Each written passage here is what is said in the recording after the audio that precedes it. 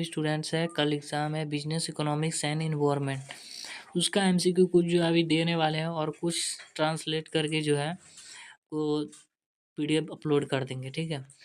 तो समझिए यहाँ से देखिए क्वेश्चन इस टाइप का पूछेगा कि आपको घुमा कर इन्फेरियर गुड्स जो है कि इसका एग्जांपल है, कम्प्लीमेंट्री गुड्स के अंदर क्या क्या आएंगे, ठीक है।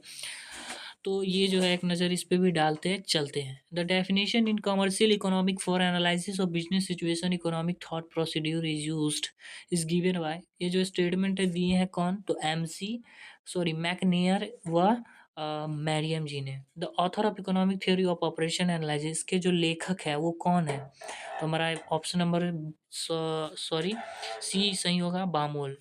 Commercial economic is described as, commercial economic जो होता है हमारा डिस्क्राइब होता है इस पे, बिजनेस मैनेजमेंट प्रिंसिपल ऑफ, इनमें से कोई नहीं, नन होगा, ठीक है। Span of commercial economic include which of the following, तो इसमें हमारा राइट आंसर जो होगा आपको इसमें से सभी होंगे, production and cost analysis, wealth management, ठीक है। Who has advocate the unification of commercial economic with commercial nature of economic principle, तो इसका हमारा राइट आंसर जो होगा स्पेंसर एंड सेगुल मैन होंगे। The function of business economist, function जो है बिजनेस इकोनॉमिक्स के वो कितने हैं, ठीक है। अरे यहाँ पर तो इसमें जो है हमारा business economics makes a forecast of following, C price होगी, ठीक है। Which factor does business economics studies, तो बिजनेस इकोनॉमिक्स जिसके अंदर पढ़ा जाता है तो इसमें से कोई नहीं, ठीक है। The duties of business economics includes setting of objective, ठीक है। नेक्स्ट चलते हैं हम लोग आगे। द डिमांड कंप्राइजेस, ठीक है।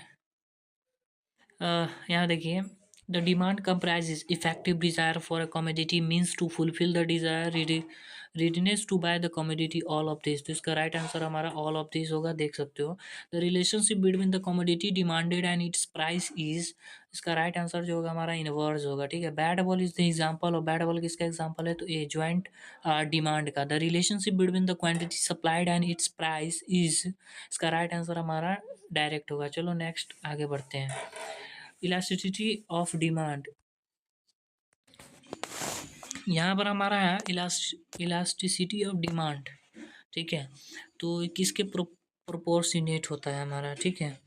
तो change in demand and change in price, ठीक है। इसका राइट आंसर हमारा बी होगा, शायद बी, हाँ। On the different points of same different curve elasticity of demand is, क्या होंगे, डिफरेंट होंगे हमारे, डिफरेंट ही होगा, भिन्न भिन्न होगा। Cross elasticity of demand was scientifically defined by, scientifically किसके द्वारा डिफाइन किया जाता है, रॉबर्ट टिफिन के द्वारा, एक बार देख लेते हैं, ठीक है। For luxury goods the elasticity of demand is a highly elastic, a given large proportionate fall in price is followed by a smaller proportionate increase in demand, the demand is said to be relatively inelastic, ठीक है। तो अभी जो है कुछ MCQ दिए हैं, कुछ एमसीक्यू को इंग्लिश में कन्वर्ट करके समझ सकते हैं अभी, और दे दें, ठीक है। तो ये सारे जो है इम्पोर्टेंट है, और ज़्यादातर हमें लग रहा है जैसे, क्योंकि कोई एग्जाम्पल में पूछेगा तो समझ के बनाएगा, जितना क्वेश्चन किए ना उस पे बेस पे अगर पूछेगा समझ के बना लीजिएगा। एमसीक्यू 10 नंबर का ही पूछता है, ठीक है। चलो यहाँ पे कुछ इंपॉर्टेंट क्वेश्चन देखो। The main basis of forecasting, forecasting का हमारा मेन बेसिस क्या होता है, तो मार्केटिंग ऑर्गन, जैसे हमको हिंदी में बोल सकते हैं विपणन अंग, ठीक है। तो पूर्वानुमान का मुख्य आधार क्या होगा, marketing organ. Demand demand means का मतलब क्या होगा, तो अनिश्चित अवधि, अनिश्चित मतलब इंडेफिनिट पीरियड, ठीक है, याद रखिएगा। The method of forecasting should be found in, हमारा जो ये मेथड होता है फोरकास्टिंग का कहाँ मिलता है, तो इसका जो विधि पाया जाता है वो हमारा अशुद्धता, इम्प्रिटी, इसका राइट आंसर इम्प्रिटी होगा, ठीक है। According to whom sales forecasting means predetermining the company share in future market, तो इसका राइट आंसर हमारा रेमंड विल्स होगा, ठीक है। आगे बढ़ते हैं। देखो यहाँ पर इंपॉर्टेंट क्वेश्चन क्या है, the production function is related to from a given period from both of the above from per unit time. तो इसका राइट आंसर हमारा बोथ होगा, ठीक है, दोनों। द प्रोडक्शन फंक्शन इज किसका होता है, प्रोडक्शन फंक्शन मतलब उत्पादन जो मिलता है उत्पादन करने के बाद किसका होता है, लाभ का होता है या उत्पादन का होता है या प्रोडक्शन का, वही हुआ मीन्स या मीन्स ऑफ प्रोडक्शन की उत्पत्ति के साधनों का, तो हमारा मीन्स ऑफ प्रोडक्शन, ठीक है। उसके बाद नेक्स्ट क्वेश्चन है, the short run production function is law of variable proportion returns to scale both of the following. इसका राइट आंसर हमारा लॉ ऑफ वेरिएबल प्रोपोर्शनल, ठीक है। यहाँ पर क्वेश्चन है, the law of variable proportional is related to, हमारा law of variable proportional कितने short run के लिए होता है, इतना ट्रिक से याद रखो, शॉर्ट रन के लिए होता है या लॉन्ग रन के लिए होता है या दोनों के लिए होता है, तो हमारा शॉर्ट रन के लिए होता है, ठीक है। अब है the first stage of the law of variable proportional in where, कहाँ खत्म होता है, तो हमारा एमपी कर्व और जहाँ पर एपी कर्व को क्या करता है, इंटरसेक्ट करता है अबव मैक्सिमम पॉइंट पर, ठीक है। ओके नेक्स्ट बढ़ते हैं, at the point of inflection in the law of variable proportional, इसमें कौन सा हमारा अधिकतम होता है, तो एमपी बड़ा होता है, MP is maximum. When total productivity starts falling then the variable labour of labour क्या होता है, तो एमपी हमारा नेगेटिव होता है, ऋणात्मक। Average productivity of labour in the second age of production क्या होगा, इसमें डिक्रीज इंक्रीज या रिमेन्स स्टेबल, तो हमारा इसमें क्या होता है, कमता है, डिक्रीज होगा, ठीक है। नेक्स्ट अगर देखें, नेक्स्ट में क्या है, अब यहाँ पे देख लेते हैं, the following elements are include in the market, ठीक है। बाजार के जो अंदर होते हैं हमारे, कौन कौन से तत्व सम्मिलित होते हैं, तो वो आपको सिंपल में अभी पता होगा, ठीक है। एन ऑब्जेक्ट एक वस्तु, presence of buyer and seller यानी कि क्रेता विक्रेता जो हुआ उसका, फ्री एंड परफेक्ट यानी कि स्वतंत्र और पूर्ण कंपटीशन वाला जो मार्केट होता है सो, तो इसमें हमारा ऑल होगा, इंपॉर्टेंट है। Which market is not included in the classification of market in terms of area, यानी कि क्षेत्र के दृष्टि से बाजार का जो हमारा बटा हुआ रहता है, कौन सा बाजार इसमें सम्मिलित नहीं है, तो हमारा इसमें कौन सा सम्मिलित नहीं है, तो ये पूर्ण परफेक्टली कम्पिटिटिव मार्केट नहीं है सम्मिलित। विच of the following market is not included in the classification of market in times terms of time, जिस बाजार पर समय की दृष्टि से बाजार के किस मतलब टाइप में आपको जो है बाजार सम्मिलित नहीं है, तो इसमें हमारा स्पेशली मार्केट आएगा, short term long term very short term ये सब नहीं आता है, ठीक है। ठीक है, the market which is control by government, वैसा मार्केट जो गवर्नमेंट के द्वारा कंट्रोल किया जाता है उसको हम लोग कंट्रोल मार्केट बोलते हैं। Which of the following market is classified according to the level of competition, तो ये हमारा होलसेल होगा इसमें, ठीक है। ना लो नेक्स्ट, अब देखो यहाँ पर जो है, who fix the price in perfect competition, मानी कि आपका जो पूर्ण प्रतियोगिता बाजार होता है उसमें आपको प्राइस कौन निश्चित करता है, तो इसमें हमारा इंडस्ट्री जो है आपको प्राइस निश्चित करता है, ठीक है। तो याद रखो, demand for a commodity in A perfectly competitive market, ठीक है। तो इसमें हमारा जो है demand for commodities perfectly market, इसमें हमारा परफेक्ट पूर्ण लोचदार होता है, पूर्ण लोचदार होता है यानी परफेक्टली लोचदार इलास्टिक, ठीक है। Next, in perfect competition etch firm is, यानी कि पूर्ण जो प्रतियोगिता होता है इसमें प्रत्येक फर्म क्या होती है, तो only receiver and price, price taker and quantity planner, यानी कि कीमत प्राप्तकर्ता और मात्रक planner, quantity planner. Perfectly competitive form achieve in the long run, perfectly competitive form जो होता है वो दीर्घकाल में प्राप्त करती क्या, नॉर्मल प्रॉफिट, यानी जनरल मानो प्रॉफिट लॉस या तो जनरल नॉर्मल प्रॉफिट, ठीक है। Which of the following not characterise of perfect communication sorry competition, तो इसमें हमारा होगा ये जो हमारा फॉर्म होता है ना उसके द्वारा, तो ये अभी हटाओ इसको, ठीक है। नेक्स्ट, अगर ये क्वेश्चन पूछे कि मोनोपोली में सेलर जो होता है कमोडिटी का वो कितने होते हैं, तो केवल एक होते हैं या दो होते हैं, वो तो आपको भी पता होगा। डिओपोली में दो होंगे सेलर, मोनोपोली में वन होंगे, और परफेक्टली में आपको पता ही है तो ओनली वन, ठीक है। तो only one, which statement is true, इसमें से कौन सा स्टेटमेंट सही है, the monopolist has control complete control over the market, in monopoly there no close substitute, तो इसमें से हमारा सभी होगा, ठीक है। In monopoly there is cross elasticity of demand, देखिए मोनोपोली में क्रॉस सिटी ऑफ डिमांड जो होता है हमारा जीरो होता है। प्राइस डिस्क्रिमिनेशन इज पॉसिबल, हमारा कीमत विभेद संभव है किस में, तो इन मोनोपोली में। In the long run a monopolist has to,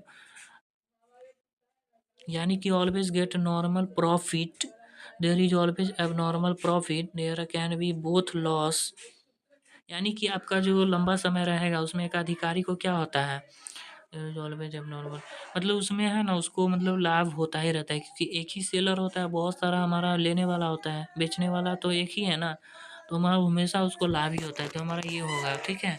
there is always एब नॉर्मल प्रॉफिट। नेक्स्ट हमारा यहाँ पर कौन सा क्वेश्चन है भाई, देखो यहाँ पर हमारा इंपॉर्टेंट क्वेश्चन है, ठीक है। व्युत्पन्न मांग जो होता है हमारा उसका उदाहरण है, कौन है उदाहरण, तो demand for level, demand for यानी कि चाय की मांग, डिमांड ऑफ कंज्यूमर गुड्स, या आई मांग इनकम, तो डिमांड फॉर लेवल, जहाँ लेबर डिमांड दिखे टिक कर देना। तो labour demand curve of the industry in the long run, यानी कि आपको दीर्घकाल में श्रम का जो मांग होता है, मांग वक्र उद्योग का में होता है, कैसा होता है, लोचदार या बेलोचदार, पूर्णता तो हमारा इलास्टिक होता है, ठीक है, लोचदार। Who propounded the ways found theory, ये इंपॉर्टेंट क्वेश्चन है कि कौन जो है हमारा मजदूरी को सिद्धांत का प्रतिपादन किया था, या इन्वेंशन किया था, या थ्योरी दिया था, या प्रोपाउंडेड किया था, तो J.S. मिल जी होंगे, ठीक है। Wage determination under collective bargaining is related to, यानी कि सामूहिक सौदेबाजी के अंतर्गत मजदूरी जो है निर्धारण का संबंध है, कौन, बायलेटरल मोनोपोली, मोनोपोली, ओलिगोपोली, या ऑल ऑफ दिस, तो यह भी हमारा बायलेटरल होगा, यानी कि द्विपक्षीय एकाधिकार, ठीक है। देखो according to the modern theory of wage determination, wage are determined, हमारा मजदूरी का निर्धारण कैसे होता है, तो श्रम की मांग से और सप्लाई ऑफ लेबर से, तो दोनों होगा थ्रू। चलो नेक्स्ट, अब ब्याज की अगर बात आए तो कुल ब्याज में कौन सा तत्व, ऐसा एलिमेंट कौन सा है जो, ठीक है, जो आपको सम्मिलित किया जा सकता है, टोटल इंटरेस्ट में ऐसा क्या एलिमेंट है जो उसको सम्मिलित किया जा सकता है, नेट इंटरेस्ट को, जोखिम का भुगतान यानी कि रिस्क पेमेंट को, या पेमेंट फॉर असुविधाओं का भुगतान, तो इनमें से सभी होगा, क्या होगा, सभी। The modern theory of interest is known by what name, हमारा जो है ब्याज का आधुनिक सिद्धांत वो किस नाम से जाना जाता है, तो Hicks Hansen theory of interest से, ठीक है। Interest rate is purely a monetary phenomena who said, ये कौन स्टेटमेंट दिए हैं, तो किन साहब दिए हैं, कौन, किंग्स, किन साहब। In modern theory of interest is explain, हमारा ब्याज का जो आधुनिक सिद्धांत है उसमें हमारा एक्सप्लेन किया जाता है किसका, तो एल एम और आई एस वक्र को, यानी कर्व को, ठीक है, तो by L M I S curve.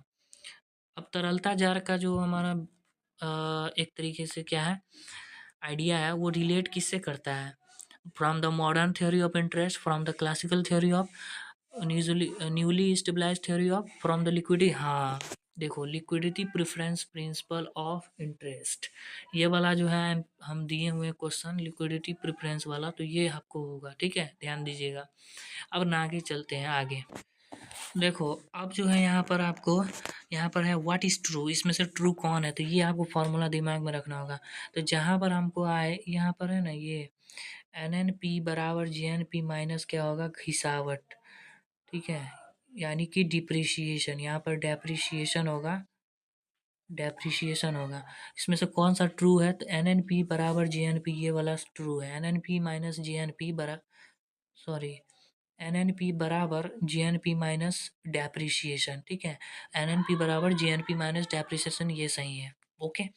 Next हमारा पूछेगा जी एन पी एम पी बराबर किसके हैं, ठीक है, तो इसमें से हमारा जो है G D P M P, हमारा G D P M P विदेशों से net factor income from abroad, ये होगा।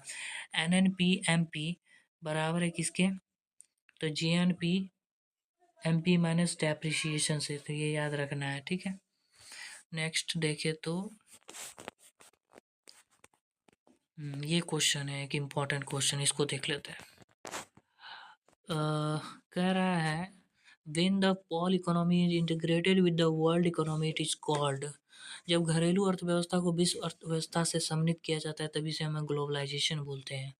How many industry have been included under the globalisation policy, मतलब वैश्वीकरण नीति के अंतर्गत कितने उद्योगों को सम्मिलित किया गया था, तो 34, ठीक है। according to whom the expansion of economic activities beyond the political boundaries of a country is called globalization, जो मतलब कि जो हमारा इकोनॉमिक एक्टिविटीज़ है, आर्थिक क्रिया है, किसी देश की राजनीतिक सीमाओं के बाहर तक, ठीक है, बियॉन्ड यानी कि विस्तार करने को वैश्वीकरण कहते हैं। तो ये हमारा कौन कहे थे? तो दीपक नैयर जी, प्रोफेसर दीपक अ, नैयर नाम है इनका, ठीक है, Nayyar. In which year did the process of globalization start in India? यानी कि आपको वैश्वीकरण भारत में प्रक्रिया कब स्टार्ट हुई? तो 1991 में, याद रखिएगा 1991। विच policy was adopted for the three progressive development of the economy? मतलब कि अर्थव्यवस्था के 3 विकास के लिए कौन-सी नीति अपनाई गई? तो ग्लोबलाइजेशन, सिंपल। ओके। नेक्स्ट अभी हमारा कौन-सा है ये? बिज़नेस एनवायरनमेंट्स, है ना? तो आज की इस वीडियो में इतना ही रखते हैं। एमसीक्यू इंग्लिश वाले जितने भी इसको देख लीजिए, और हम बोल रहे हैं एग्जाम्पल से जो आपको क्वेश्चन आएँगे। 10 क्वेश्चन पूछते हैं, घुमा कर भी पूछ सकता है, ठीक है? तो ये पढ़ने के लिए पढ़ लीजिए पूरा, ठीक है? चलिए, चैनल पर नए, चैनल को सब्सक्राइब कर लीजिए। शुभ रात्रि, और कल आप लोग के एग्ज़ाम में फर्स्ट डे में best of luck, best of luck, BOL। Bye.